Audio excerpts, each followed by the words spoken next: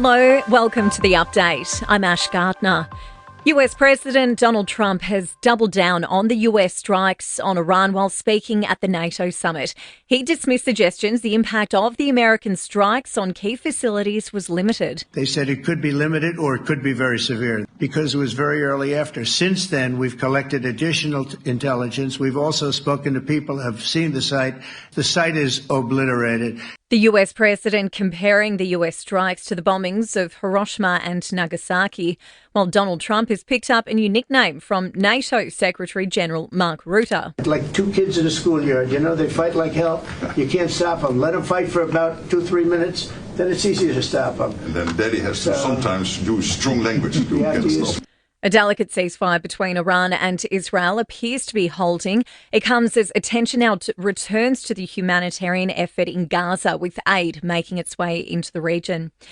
Emotional scenes at Sydney Airport overnight with the first repatriation flight carrying Aussies stranded in Israel touchdown.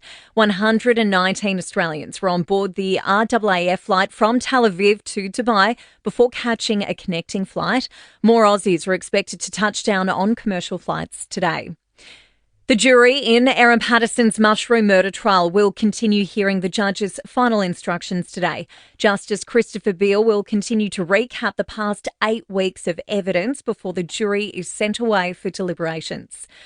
A polar blast is sweeping parts of the country, the cold front moving across Australia's southeast, making the temperature feel 3 to 7 degrees colder than the actual temp.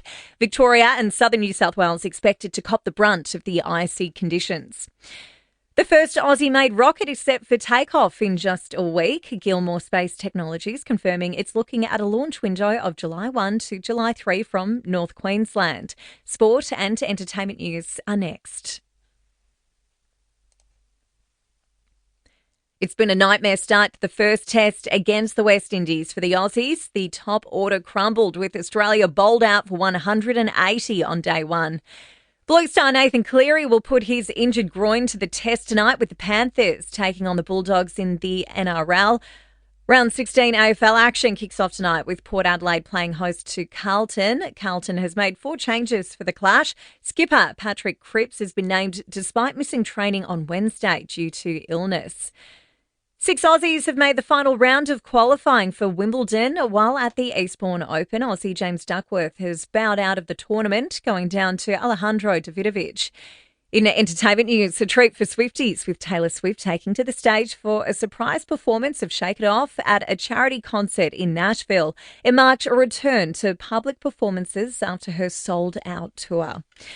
Protesters in Venice have launched a life-size mannequin of Jeff Bezos into the Grand Canal. It comes ahead of the Amazon founder's wedding in the city. And another acting gig could be on the cards for Kim Kardashian. She's being eyed to play the villain in the new Bratz movie. It comes after Amazon won the bidding war for the rights to the live-action film about the popular children's toy. And that's the latest from the Nova podcast news team. We'll have another episode of The Update for you later.